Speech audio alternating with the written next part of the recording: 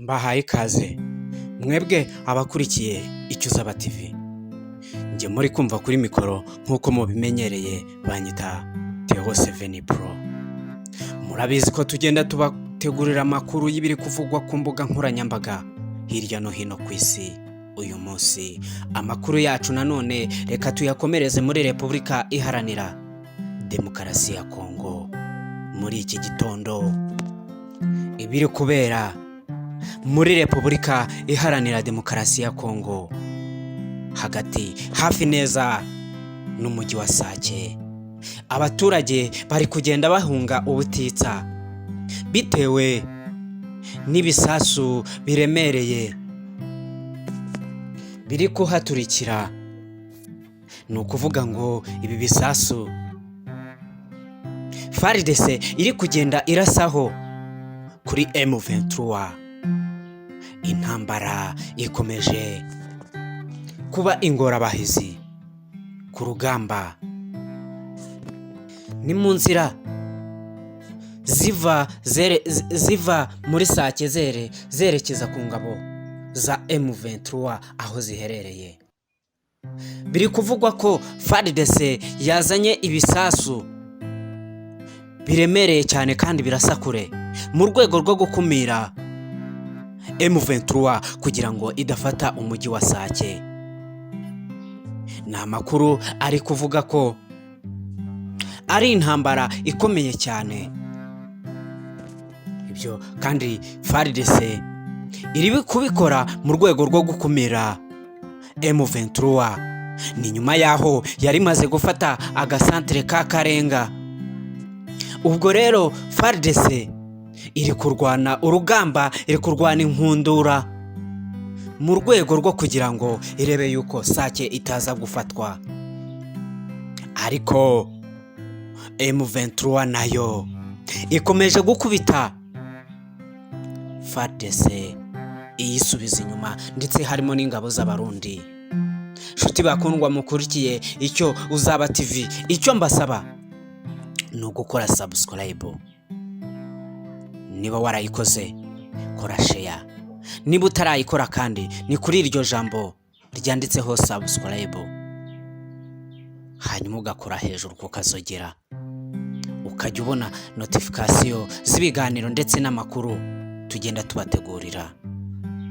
Shuti bakundwa mukurikiye icyo uzaba TV, niba ukoze sabone cyangwa subscribe, niyo nkunga ndetse no gukurikira ibiganiro byacu, iyo niyo nkunga tugusabye.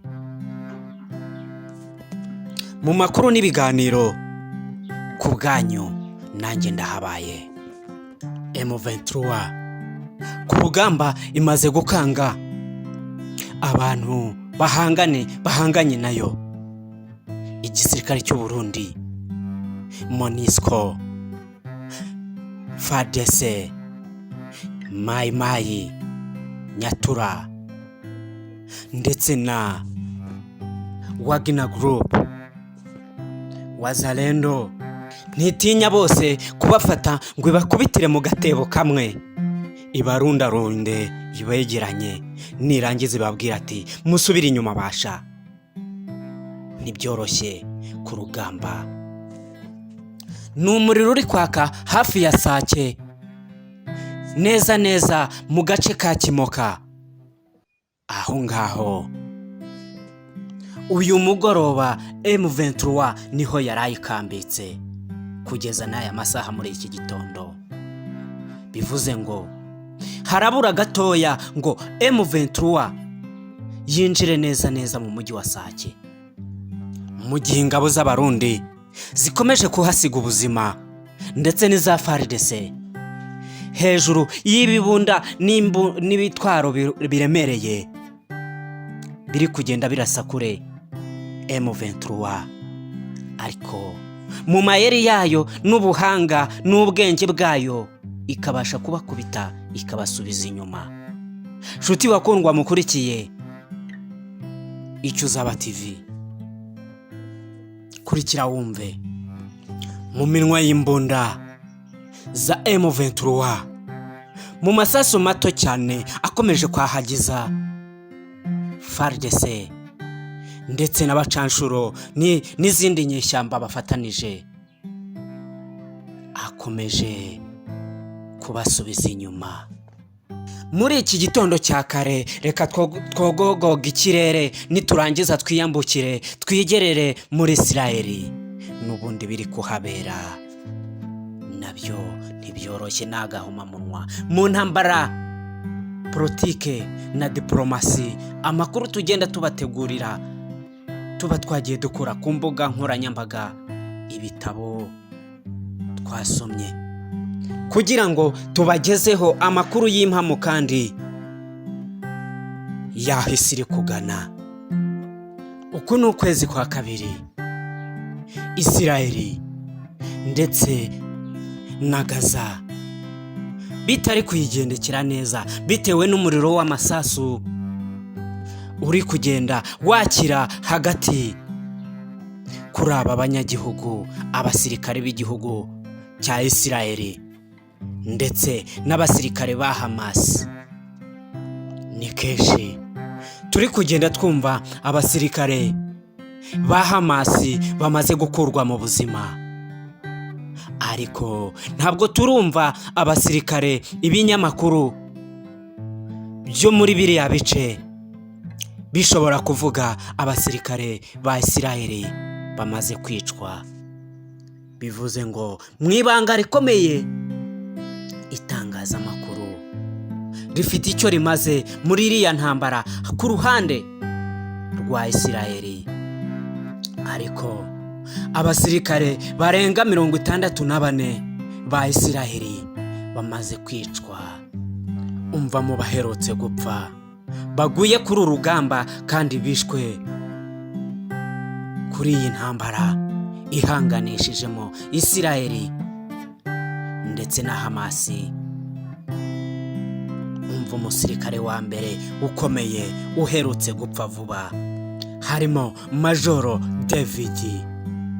Uyu ni umusirikare ukomeye kandi ufite imbaraga n'ubuhanga ku rugamba, ariko naho yamaze gukurwa mu buzima n'izi ngabo za Hamas. Jamari Habasi nawe n'umwe mu basirikare bamaze gusiga ubuzima kuri uru rugamba muri iyi minsi mike, w'imyaka 23 yonyine y'amavuko. Hari Sage Tisanomo Gorotivika, uyu ni umukomando w'imyaka 21 yonyine, akaba umurwanyi kabuhariwe muri batayo ya 46. Ubwo ni muri brigade ya 401. Uyu yishwe n'abarwanyi ba Hamas. Ari kapiteni Eden Provisoire, uyu nawe ni umusore w'imyaka 21. Hakaba Sergeant Sashari, uyu nawe yabarizwaga muri batayo y'101, nawe kaba ari umukomando umwe mu bamanukiraga mu mitaka. Abo baguye mu mirwano yari bahanganishije na Hamas, bahita bagwa muri ambushi ya Hamas mu majyaruguru ya Gaza. Ni ukuvuga ngo Isirayeli ikomeje guhura n'ibizazane muri uru rugamba ndetse n'ibihombo byinshi. Kugeza kuri iyi saha Minisitiri Netanyahu ntabwo arabasha kumvikana na Hamas ku buryo ashobora kubohoza abaturage cyangwa se imfungwa zashimuswe na Hamas. Ni mu gihe ab'imiryango y'abashimuswe bakomeje gushyiraho igitutu Netanyahu. Imyigaragambyo ikomeje kuba myinshi kuva muri Isirayeli ukagera i Tel Aviv ugakomeza ukagera i Siyoni. Birakaze cyane, uyu mugabo utorohewe na gato ku gitutu cy'abashimutiwe imiryango yabo. Shuti bakundwa mukurikiye Icyuzaba TV, reka tubashimire kubwo akanya kanyu muba mwaduhaye ndetse no kudukurikirana buri munsi uko bwije n'uko bukeye. Nta cyo ndi tugusaba uretse gukora subscribe cyangwa se sabone.